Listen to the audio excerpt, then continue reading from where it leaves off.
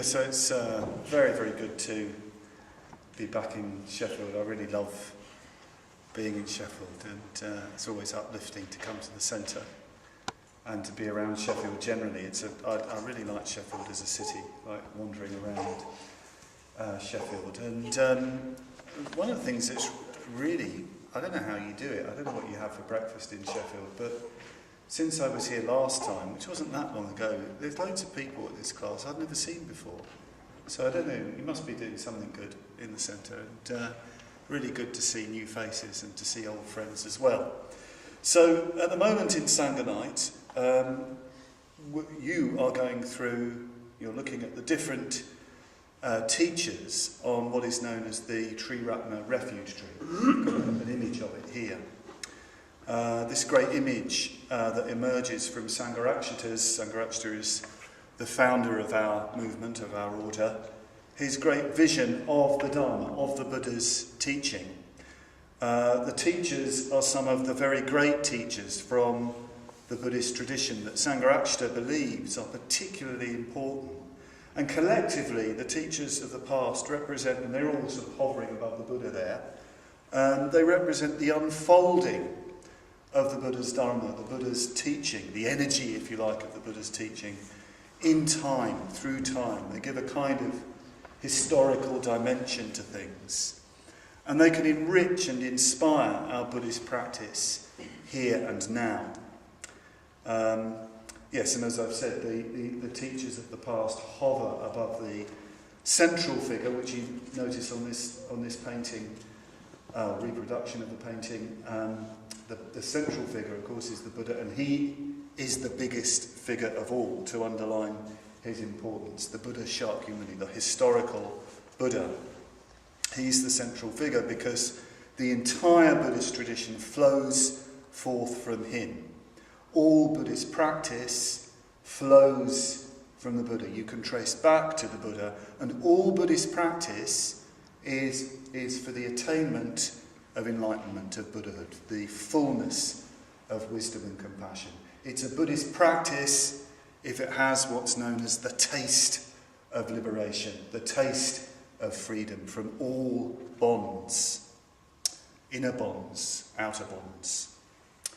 Now, I'm going to refer to another part of this great image, and that is what's going on behind the Buddha. It's quite dark, this reproduction of this painting, but behind the Buddha, sort of underneath the teachers of the past, you've got another lotus, and on it is a big pile of texts, great big mountain of texts, and these texts are the Buddhist scriptures of all the different traditions. So these books symbolise the Dharma, the Buddha's teaching, in all its aspects, in all its dimensions. And what I want to do this evening is to explore the opening of one of those great Buddhist texts. And I'm doing so because my brief for this evening, so to speak, is to explore the theme of the Bodhisattva Ideal. Because I believe at the moment you're dealing with some of the great Indian teachers who are particularly concerned with the Bodhisattva Ideal. That is, the ideal of gaining enlightenment for the benefit of all beings, to bring about the liberation of all beings. Now the text I'm going to look at, actually it's a fragment of the text I'm going to explore, is one of the most famous of all Buddhist texts that deal with the Bodhisattva Ideal. That is, for those of you who are interested in this sort of thing, it comes from the collection of texts known as the Mahayana, the great vehicle, or the great way, the path which is, if you like, for everyone. And the text I'm going to look at is known all over the Buddhist East, and most of the teachers of the past on our refuge tree would have known this text. Some actually wrote very famous commentaries on this text. It was known in India, it was known in Tibet, in China, Japan, Central Asia, Korea. You know, wherever the Mahayana went, this text went with it. And the text is the Diamond Sutra, or to give it its full title in Sanskrit, the Vajrachedika Prajna Paramitar Sutra, the discourse on the perfection of wisdom that cuts like a diamond. And this sutra is very important actually for our own Buddhist movement, our own Buddhist community, because it was reading this sutra, this text, that made Sangharakshita at the age of 16 realise that he was a Buddhist. It was the first Buddhist book that he read, yes, at the age of 16, and reading this text, he had a profound spiritual experience. He realised that he was a Buddhist, not that he became a Buddhist, he realised that he was a Buddhist, and he realised that he'd always been a Buddhist, which is pretty switched on for somebody at age 16 living in Tooting in South London. And the Diamond Sutra's theme is the Bodhisattva Ideal. Passage after passage refers to the Bodhisattva. And what I want to do is to look at one very short passage that occurs right at the beginning of the sutra, right at the beginning of the text. A passage that you could argue that communicates the very essence of the text itself, and indeed the very essence of the Bodhisattva Ideal. But before we get to that passage, let's just describe the scene of the sutra. The opening of almost every Buddhist sutra, Buddhist text, describes the scene in which the Buddha is teaching. And here in this text, the Buddha is staying at Shravasti, which was a huge, great city in northern India. It's only got the remains of its walls now, but at one time it was a great, thriving city. He was staying actually just outside the city in a beautiful grove of trees called Jetta's Grove, which was part of a great park called Anathapindika's Park. Anathapindika being a great merchant, a great devotee of the Buddha, who'd donated the park for the Buddha's use, the use of the Buddha and his disciples. And the Buddha was staying there with quite a large number of monks, his full-time disciples, his bhikshus as they're called, 1,250 of them. So he's there with his full-timers, as well as with, it says, many bodhisattvas. That is, people fully committed to gaining enlightenment for the benefit of all. And the text says, early in the morning, the Buddha dressed in his robes and taking up his begging bowl, went into the great city of Shravasti to beg for food. In other words, he went on his alms round. And after he'd collected enough food, he probably found a quiet spot somewhere and ate his meal very mindfully. And after he'd done that, he returned to the Jetta Grove. He put his bowl away, he washed his feet, and then he sat down cross-legged, holding his body upright and mindfully placing his attention in front of him. Very still, very composed, naturally still, naturally composed.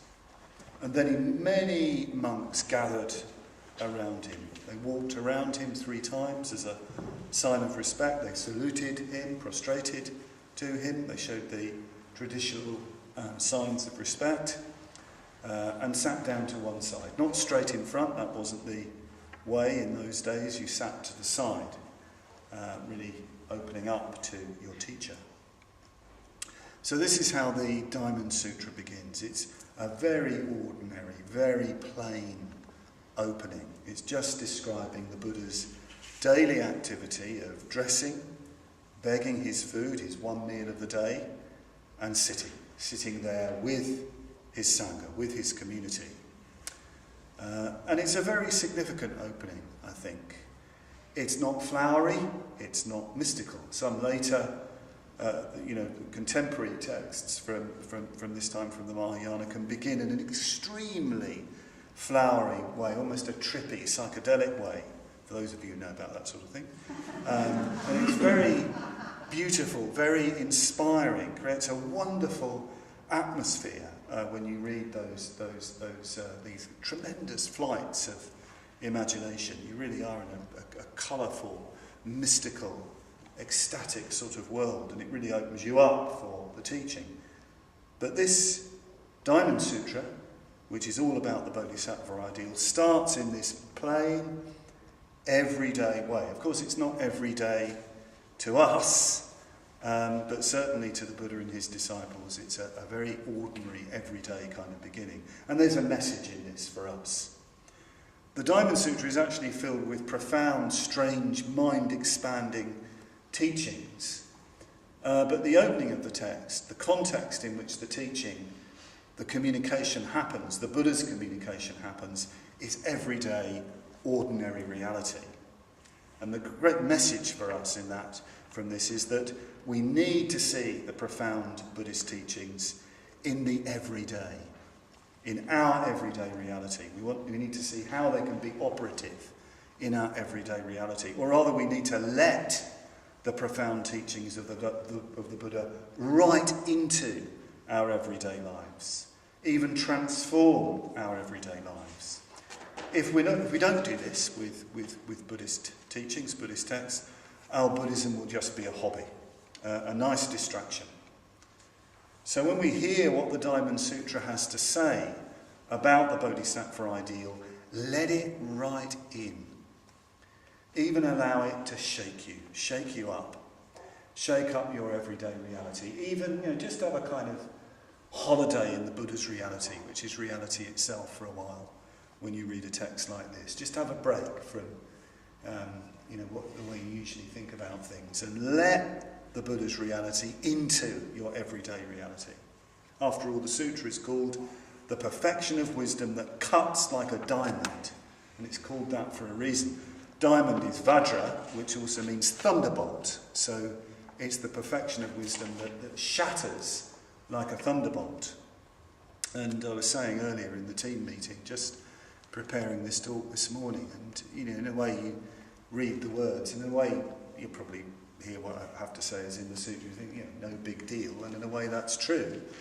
But I was reading it and I felt uncomfortable, I felt a bit weird, it wasn't indigestion, I felt, something's coming in here that is a little bit, are you sure you want to give a talk on this? Yeah, all right, we'll take a few risks. Anyway, after a little while, the Buddha is sitting there with his disciples.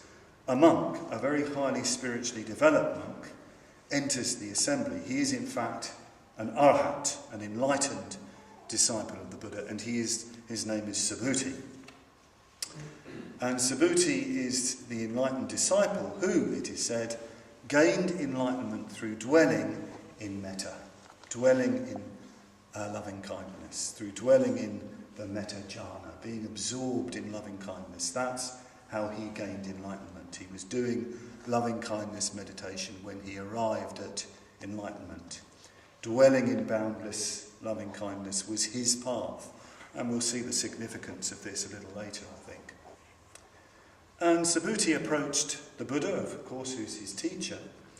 He arranged his robes, he goes down on his right knee and he folds his hands, and he began to speak to the Buddha. And the first thing Subhuti does is to rejoice in the Buddha. The Buddha, as I've said, is his teacher. Subhuti might be very highly developed, but he still rejoices in his teacher.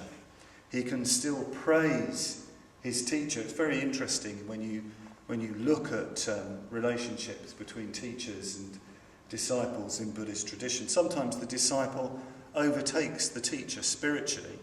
This sometimes happens. But they never stop having gratitude for their teacher. They never stop deferring to their teacher. They never stop being reverential to their teacher. And there's a great message here. There's no competition in the spiritual life. So Subhuti can still praise his teacher. And he said, "It is wonderful. It is exceedingly wonderful, Lord, how much the Bodhisattvas have been helped and favoured with the greatest help and favour by the Buddha, by you." So Subhuti praises the way in which the Buddha helps and favours the Bodhisattvas. In other words, Subhuti gives expression to his gratitude. His gratitude for the Buddha's example, for the living example of wisdom and compassion. His gratitude for all the different teachings that describe the path that the Buddha has given. Subhuti, in other words, is fully aware of the Buddha's significance, of what he has done, and of what he continues to do. Genuine gratitude and appreciation are crucial to learning, especially spiritual learning, but probably any learning. If you're genuinely appreciative and grateful, you will be open and receptive to the teacher, to the teaching. You'll really be able to take the teaching in. So to hear the teachings of the Diamond Sutra about the Bodhisattva Ideal, we will need to fully open up. And that happens through fully appreciating what we have. Here we are, human beings, alive, aware. Here we are, free to live a meaningful life. Here we are with friends in a fantastic Buddhist centre where the Dharma flows freely and we're free to practice it. So it's good to reflect on those things, to really recognise what we have. So often we can dwell on what we don't have and all the difficulties that go on for us, and we need to take a regular break from that and dwell on what we actually have. Then Subhuti asks the Buddha a question. He asks, how should someone who has committed themselves to the Bodhisattva path, that is the path of gaining enlightenment for the benefit of all beings, how should they stand? How should they progress? And how should they gather and direct their minds? So even though Subhuti is highly spiritually developed, he still feels that there is much to learn. He's also, of course, asking for this teaching for the benefit of others there. They might not be able to know what the question is to ask the Buddha, what the real questions are. So he's asking a very specific set of questions. How should we can translate it a bit. How should a committed Buddhist stand? In other words, what should be their basic attitude to their spiritual quest? That's what standing means. What's your basic attitude to life? And then how should they progress? The Sanskrit here is pratipad, which means to walk about.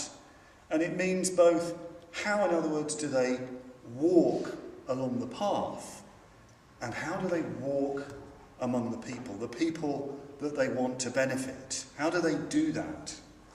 And the people they want to benefit, of course, is everybody in principle. And how should they gather and direct their minds? The word in Sanskrit is parigraha, which means getting hold of and gathering.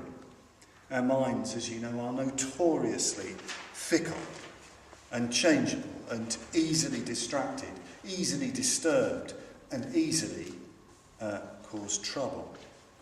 So it's imperative that we get hold of it, get hold of our mind, gather it around what is most meaningful. This is what we're doing in meditation, of course. We're gathering the mind. And the Buddha is very pleased with what Subhuti has said. He says, well said, Subhuti. And the Buddha says, there's no false modesty in the Buddha, by the way. He said, yes, it is so. It is true. The Bodhisattvas have been favoured and helped by the Buddha. He knows what he is. No, he's not being a bighead, he's just reflecting reality. And then the Buddha says, and now listen attentively, listen well, and I will show to you how those committed to the Bodhisattva's path stand, how they progress, and how they gather and direct their minds. So you can imagine Subhuti and the rest of the assembly are listening well, are listening attentively. They're tuned up to what the Buddha has to say. And what I'm going to read to you is the first part of what the Buddha says in response to this question about what the basic attitude a bodhisattva should have, how they're going to progress, and what kind of what kind of thing they need to do to gather their mind. So the Buddha says, Subhuti, someone committed to the path of the Bodhisattva should develop a mind, a heart, a consciousness like this. As many beings as there are in the universe, beings born from an egg, beings born from a womb, beings born from moisture, beings born miraculously, beings with form, beings of extremely subtle form, beings with perception, beings without perception, beings with neither perception nor non-perception, any conceivable kind of being, all these beings I must lead to full and complete enlightenment. So this is what the Buddha says first of all. First of all, someone committed to the Bodhisattva path has to work on developing their mind, raising their mind, their consciousness, their heart, which of course means developing themselves in all aspects, in deeds as well as thoughts, so in action as well. And that the mind they're developing is a completely boundless mind, a boundless heart. It's not just thought, we're talking about being, if you like, that embraces each and every living being. And the Buddha mentions all the different categories of beings that were known to and recognised by ancient Indian tradition. The Buddha doesn't want any category of being left out. And you can see that ancient Indian microbiology is a bit hazy, moisture-born beings. And ancient Indian tradition recognises not just the kind of beings that we would know about, but they also recognise beings born miraculously in heavenly worlds, some of which are made of light and are of extraordinary refinement. Not enlightenment, not at all, but part of even what we might call the mundane world. Now, it might be possible that for some of you, it's hard for you to get your heads round what the Buddha's saying here. But the spirit of the teaching is very clear, and that's what we need to dwell on.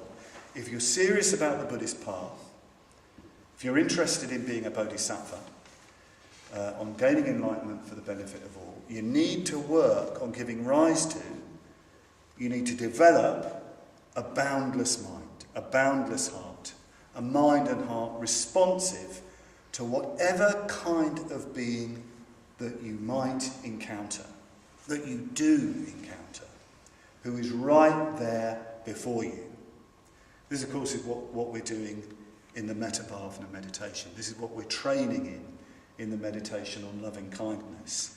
And in that meditation, there is the same spirit at work.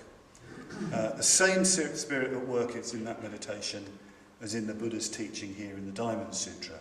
We are ensuring in that meditation that our friendliness, our loving kindness, is not some vague well-wishing for all life. You know, you get this, don't you? Sometimes people sort of bliss out in the last stage. I don't particularly like the other stages, but the last stage, you know, I love everybody. You know, they feel good about themselves for thinking such pious thoughts, and they sort of get off on it.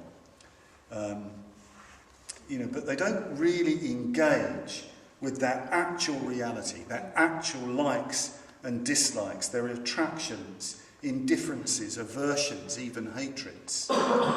In the Padmavajra, you first of all engage with real people that you know. There's no abstraction at all. Real beings, yourself, a good friend, a neutral person, an enemy. You work on dissolving those notions, the whole notion of enemy and neutral person and so on. Good friend, well, they will become good friends. You work on dissolving those differences in order to develop a genuinely boundless mind with no blocks, no hindrances. And in the last stage of the practice, you go through all kinds of beings responding with loving kindness. You know, you expand outwards. You know, you can just bring to mind. You just let different people kind of arise in your mind, and you're just in this state of really wishing them well, having a deep feeling for their welfare, their well-being. In one place, very early, the sutra all about loving kindness, the Buddha mentions other categories of beings. He says tall, short, medium, stout, thin, just in case you've got, you don't like, tall people or short people, medium-sized or whatever, just covering the lot. Near, far, those about to be born, those being born, those just born, and so on. The Buddha's ensuring that we place no limits on our love, no limits on our loving kindness, on our loving. The aim is to be like a sun, just shedding light, or a moon, just shedding coolness, either warming or cooling living beings. So this is the first thing that we have to do if we're serious on the Buddhist path. The first thing that we need to develop. We need to develop a mind of all-embracing loving kindness. And that begins in everyday reality, with the beings who are near and dear to us, our family and friends, of course not forgetting ourselves. We're part of the deal as well.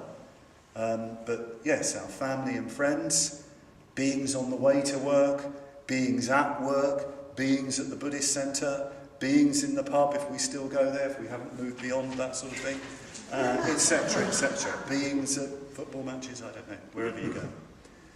Beings we encounter wherever we go. We bring loving kindness to all these different encounters, all these different beings. But the Buddha says more than the necessity of developing a mind that embraces each and every living being. The Buddha says all these beings, describing what the Bodhisattva, as it were, thinks, all these beings I must lead to full and perfect and complete enlightenment. The Buddha says this because for the Buddha who knows directly the reality of life, leading beings to enlightenment is the greatest possible kindness.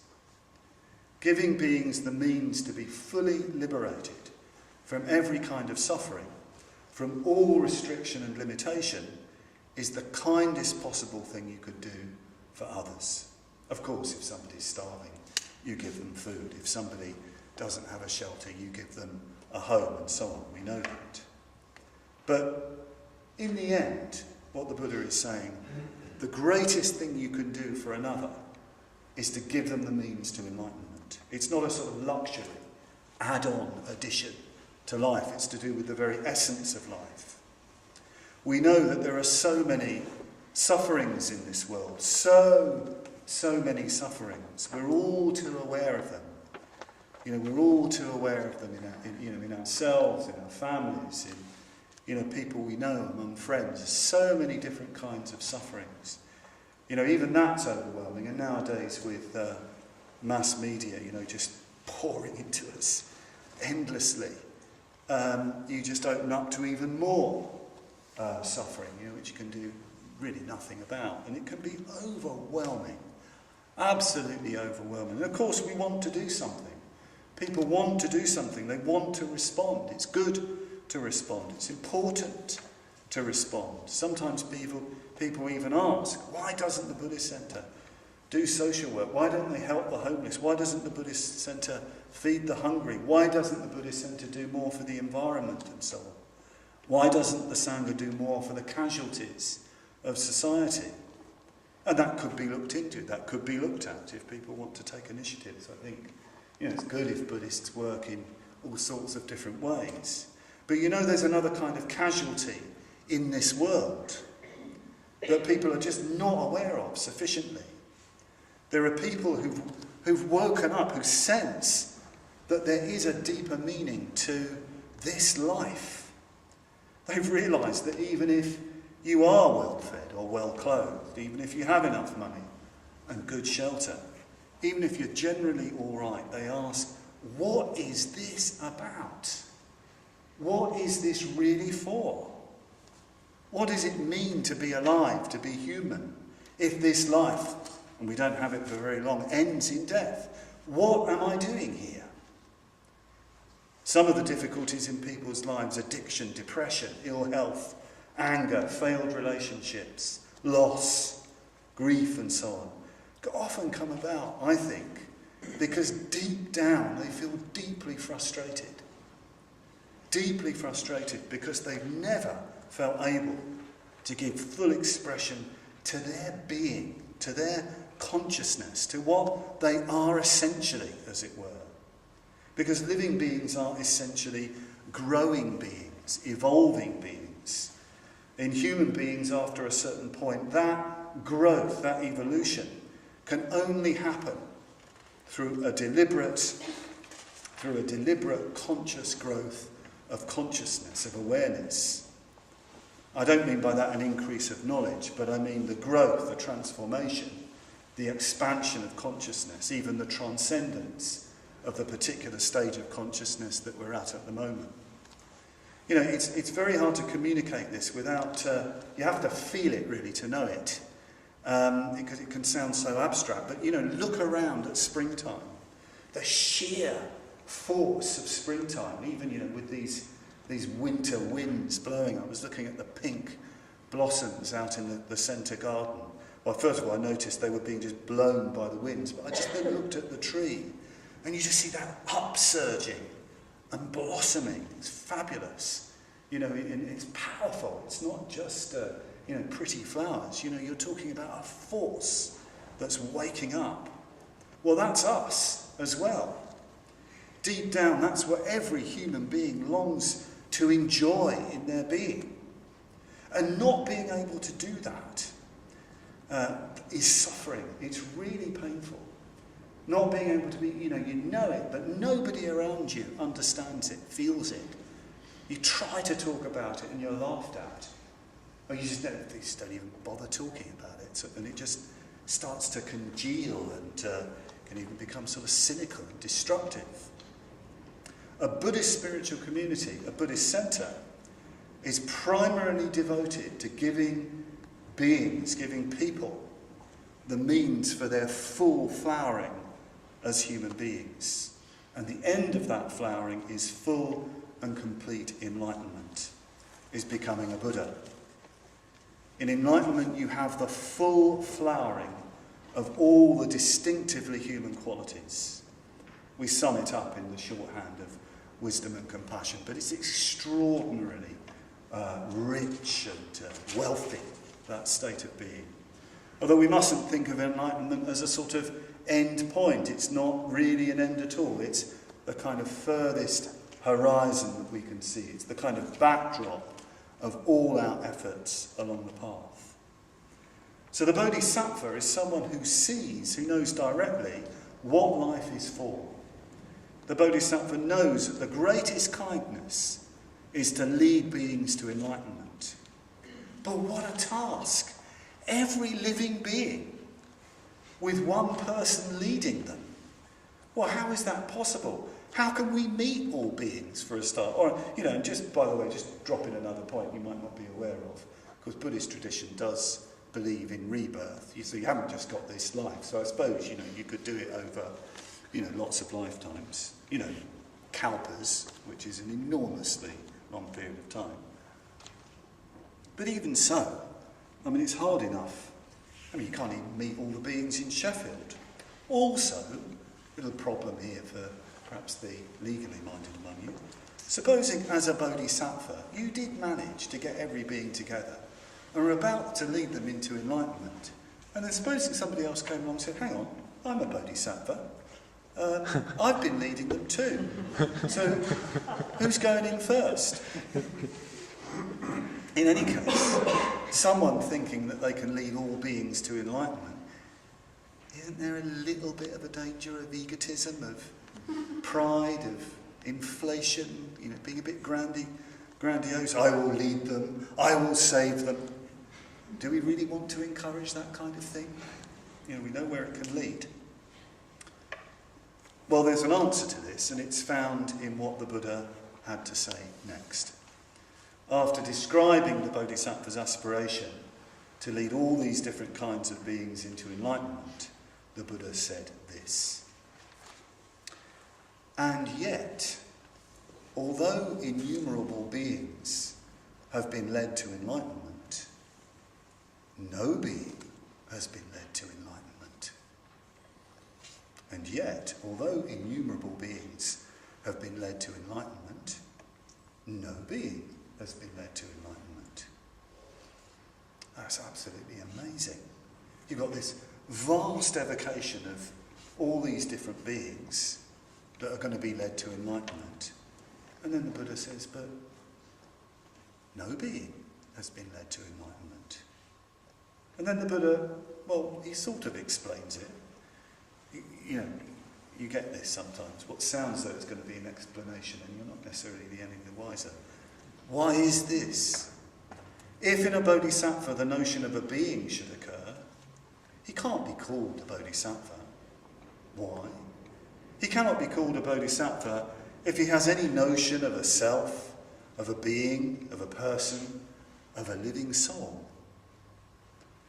So this kind of teaching is a real feature of the perfection of wisdom texts. Something is evoked. Here it's the great vow of the Bodhisattva to liberate all beings, to do the greatest kindness to all beings. And then you're told that in reality there are no beings. No Bodhisattva, no beings. And if you have any notion of beings, you're not a Bodhisattva and you're not on the path. So what on earth can we say about this? I am seriously tempted to just leave it, to just walk away in silence and tell you to meditate on it for the next, so many years. But as David Hockney famously once said, everybody loves explanations. I need to be brief, so a few hints. If you're serious about Buddhist practice, we need to, as well as developing this mind of loving kindness, we need to engage with the Buddha's fundamental vision of existence and the beings that make up that existence. And that fundamental vision of existence is that everything, all beings, are impermanent, ever-changing, that there is nothing that's permanent. There's just this flow, this changing flow of conditions. But the Buddha goes even further than that. He says, well, it's not actually that beings change. Beings are impermanent. Actually, if you looked at anybody, any kind of being, you would not actually, in the end, find any separate, essential, permanently existing self. You'll find no irreducible person in the body or in the mind. So this is the famous teaching of a not-self, an atman, or no fixed self. Or sometimes it's the famous teaching of shunyata, emptiness, that all beings and all things are emptiness. That doesn't mean nothingness, because, look, here we all are. We're fully and vividly present to one another. But if we were really to look into ourselves and at one another, we wouldn't find any fixed and enduring beings. There is vivid appearance, but it's utterly insubstantial. And it's just fantastic, because that means that everything is alive. You've got this rich, exciting, ever-changing, magical display. It's all happening, but it's not fixed. And of course, our big problem in life is that we fix ourselves around a very rigid set of habits. We do that to other people as well. We do that to life. So it becomes dull and boring and so on and so forth. And we trap ourselves. But the Bodhisattva doesn't see it like that. The image that they often use in these perfection of wisdom texts is that everything actually is just a fantastic, magical display in which you can't really separate out self and other. We flow into one another, out of one another.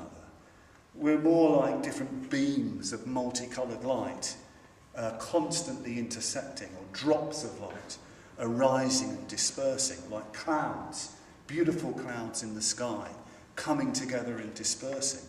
This is the magical realm in which the Bodhisattva operates, I should say, in which he or she plays.